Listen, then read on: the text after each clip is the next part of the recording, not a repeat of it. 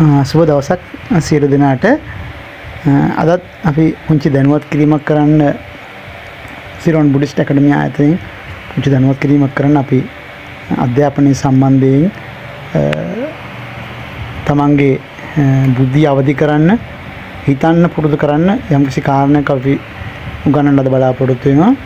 අපි දිගටම මේ එක මාතෘකා සම්බන්ධයෙන් දැනුවත් වීම ලබා දෙනවා. මේවා ගොඩක් ඔයගොල්ලෝ පළදායි දැනුවත් වීම මේ සම්බන්ධයෙන් සෑහීමටපත් වෙනවා නම් මේ අපි කියන කාරණා සම්බන්ධයෙන් අපි කියපු කාරණා සම්බන්ධයෙන් අපිව උද්‍යෝගිමත් කරන්න එහෙම නැත්නම් අපේරණය කරන්න අපේ channel එක subscribe කරන්න සහ මේවෙන් ගන්න දෙයක් තියෙනවා කියලා ඔයගොල්ලෝ හිතනවා මේ වීඩියෝ ගොනට පස්සේ ඒක අනිත් අයට දැනගන්න මේක share කරන්න බෙදා ගන්න එහෙම බෙදා ගන්න බැරි වුණත් තමම ඉගෙනගත්ත කරුණු තමන්ට අවස්ථාවක් හම්බුනාම තව කෙනෙකුට කියලා දෙන්න උත්සාහ කරන්න.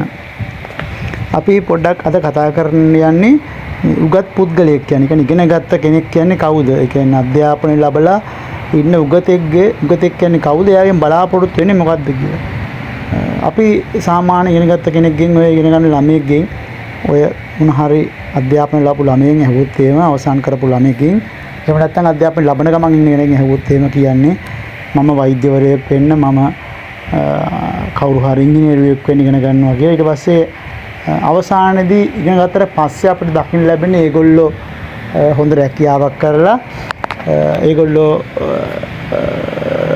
ඒගොල්ලන්ගේ දියුණුවට වැඩ කටයුතු කරගෙන ඒගොල්ලන්ගේ ගෙවල් දොරවල් හදාගෙන ඒගොල්ලෝ හොඳට සමාජ ජීවත් වෙන එක තමයි අපි දකින්නේ කරන්න දේවල් වලට දකින්නේ. කොහොම කලාතුරකින් ඊට පරිබාහිරව අතලොස්සක් මේ සමාජ කාර්යයන් කරනවා දකින්නවා. හැබැයි 99%ක්ම වෙන්නේ තමන් ඉගෙනගෙන තමන් ජීවත් වෙන එක තමයි දකින්න පුළුවන් තියෙන්නේ. තමන් දියුණුලා තමන් ඉන්න එක තමයි දකින්න පුළුවන්. රැකියාවක් කරන්න තමයි ඇහුවොත් කියන්නේ රැකියාවක් කරන්න මම හොඳ රස්සාවක් කරන්න තමයි ඉගෙන ගන්න කියලා කියන්නේ.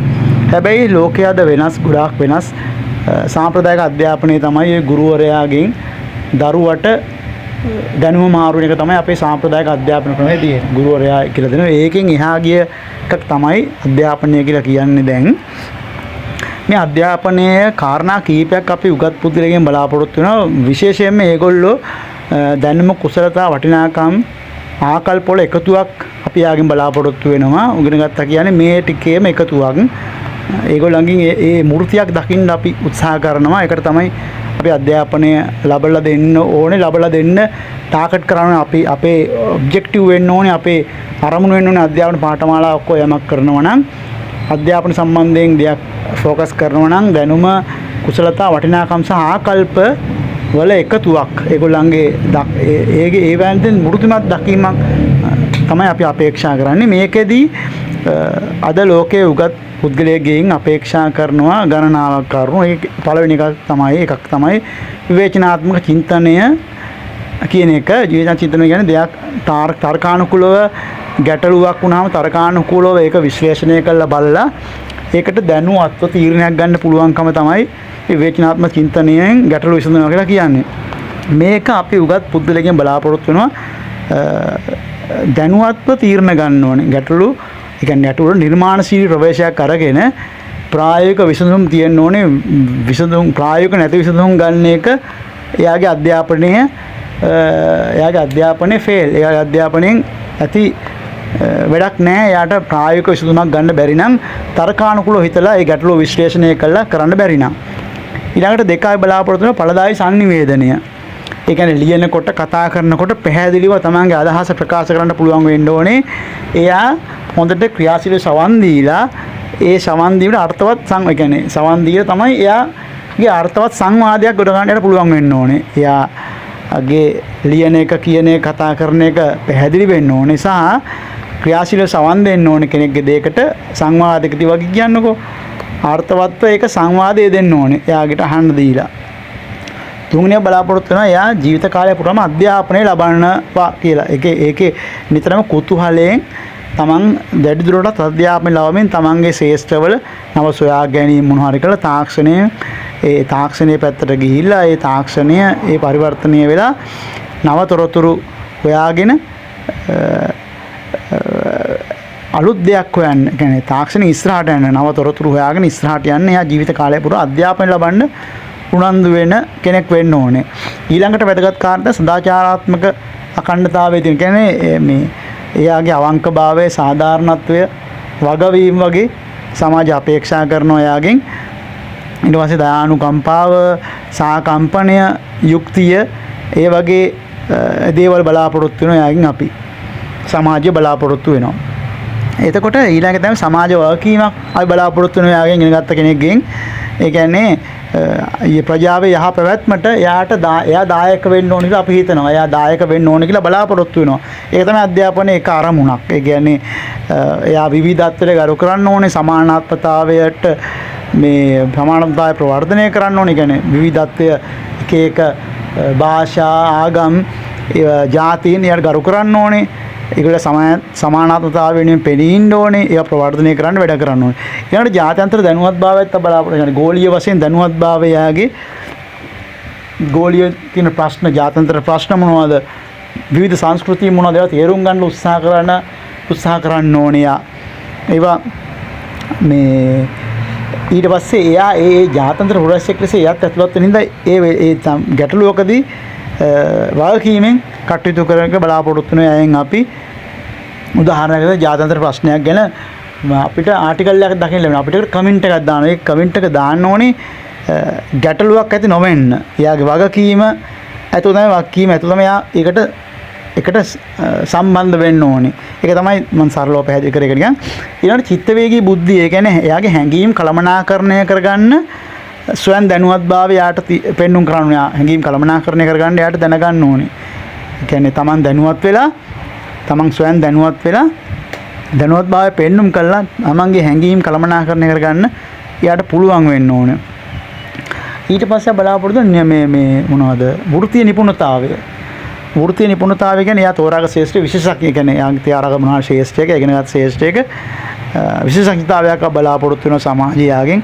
ඒ කියන්නේ වගකීමෙන් ඒ කටයුතු එයාගේ ඒ වෘත්තීය භාවය වගකීමෙන් කරයි කියලා සමාජය බලාපොරොත්තු වෙනවා. සහයෝගී වේක කාර්යක්ෂම වැඩ කරයි කියලා බලාපොරොත්තු වෙන එයාගෙන් සහයෝගීතාවයෙන් ඊළඟ කාර්යක්ෂම එයාගේ වෘත්තීය නිපුණතාවය වැඩ කරයි, මේ රටට සේවයක් කරයි, මේ ආර්ථිකයට සහ ජනතාවට සේවයක් කරයි යාගේ නිපුණතාවයෙන් කියලා බලාපොරොත්තු වෙනවා. ඊට පස්සේ තව විශේෂ කාරණා තමයි සිවිල් සහභාගීත්වය කියන එක.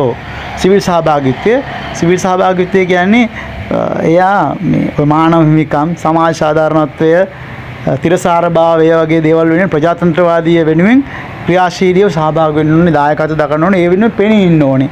එහෙම යම්කිසි ගැටලුවක් ඇති වෙලාට ඒවට පෙනී ඉන්න ඕනේ. ඒ සම්බන්ධයෙන් ක්‍රියා කරන්න ඕනේ. Tamanට පුළුවන් විදිහට නොදැනුවත් මිනිස්සු ඉන්නවා. ඒ අයට උදව් කළා. ওই සම්බන්ධයෙන් තැන්නක අපි මානව හිමිකම් ගැටලුවක් ඇති වෙයි, පුරවැසියෙක් ගැටලුවක් ඇති වෙනවා. ඒ සම්බන්ධයෙන් පෙනී ඉඳලා එයාට උදව් උපකාර කළා. එයාට එයාගේ සාධාරණ වෙනුවෙන් ඉෂ්ට කරගන්න එයාට මඟ පෙන්වන්න ඕනේ. එයා වෙනුවෙන් පෙනී ඉන්න ඕනේ. ඒක තමයි මේ කියන්නේ සිවිල් සහභාගීත්වයේ දකින්නම නැති දෙයක් තමයි මේක. ඊට පස්සේ මේ සමබර ජීවිතයක් එයාගේ දෘෂ්ටි කෝණය, සමබර ජීවිතයක් ගැන බලාපොරොත්තු වෙන සමාජය එයාගේ පෞද්ගලික යහපැවැත්ම හොඳට තියෙන්න ඕනේ. එයාගේ පෞද්ගලික ජීවිතය හොඳින් පවත්වාගෙන යන්න ඕනේ. ඊට පස්සේ ඔය කාරණා ටික තමයි තියෙන්නේ කරන්න. අපි දැන් හිතමු නිකන් කල්පනා කරමු. දැන් අපි දකින උගත් බුද්ධිමත්තු මේ 10න් මම කාරණා 10ක් මතකයට කිව්වා. මම මේ කාරණා 10න් ඔබ දකින්න බුද්ධිමතේ උගතෙක් ඉගෙන ගත්ත කෙනෙක්ගෙන් ඔබ මේවා දකින්නවද කියලා බලන්න. එහෙම නැත්නම් එයා උගත් කෙනෙක් නෙමෙයි. සහතිකයක් තිබුණ ඵලයට උගතෙක් වෙන්නේ නැහැ. සහතිකයක් කරදාස කෑල්ලක් තියෙන ඵලියට කෝට් එකක් දාලා ෆොටෝ එකක් ගහපු ඵලියට BMICH එකට ගිහිල්ලා කරදාස කෑල්ලක් ගත්ත ඵලයට උගතෙක් බුද්ධිමතෙක් වෙන්නේ නැහැ. මේ කාරණාවලට එයා ඇප්ලයි වෙන විදිය, මේ කාරණා වලට මේ කාරණා සමාජයෙන් ඉෂ්ට කරන විදිය. උගත්කම කියන්නේ නිසා ඉගෙන ගන්නවා කියන්නේ දැන් සහතියක් ගන්න එක නෙමෙයි. ගොඩක් වෙලාවට සමාජයත් එක්ක තියෙන කිවිසුමක්, සමාජ කිවිසුමක්. අද ලෝකයේ තියෙන අධ්‍යාපනයේ සමාජ කිවිසුමක්. මේ මං කිව්ව සමාජ කිවිසුමේ කොටස් තමයි මං කිව්ව කිවිසුමේ කාරණා කිව්වම දැන්. මේ කාරණාත්මක සමාජ කිවිසුමට ඉෂ්ට කරන්න බැරි අය උගත්තු නෙමෙයි. නිකන් කරදාසි කෑලි තියන අය උගත්තු නෙමෙයි. ඒගොල්ලෝ ඉගෙන ගත්ත අය නෙමෙයි. තමන්ගේ නමට එක එකව දාගත්තා කියලා උගත්තු වෙන්නේ නැහැ. ඒකින්ද ඔබේ දරුවා හෝ ඔබ ඉගෙන ගන්නවා නම් ඔබ ඉගෙන ගන්න ඕනේ මෙන්න මේවා ඉගෙන ගන්න ඕන මෙන්න මේව ඇතුළත් වෙන්න ඉගෙන ගන්න ඕනේ මේ කාරණා කරන්න ඕනේ ඔබ ඉගෙනගත්ත දෙයකින් අපේ මේ සමාජ මිනිසුත් එක්ක සමාජ කිවිසුම පිළිපදින්න ඕනේ. එහෙම වෙන්න උත්සාහ කරන්න. ඔයාගේ දරුවට ඔබගේ දරුවට මේවා ගැන දැනුවත් වීම ලබා දෙන්න. මෙහෙම කරන්න ඕනේ මේ ඉගෙන ගන්නවා කියන්නේ මේකයි කියලා. එහෙමනම් මම හිතනවා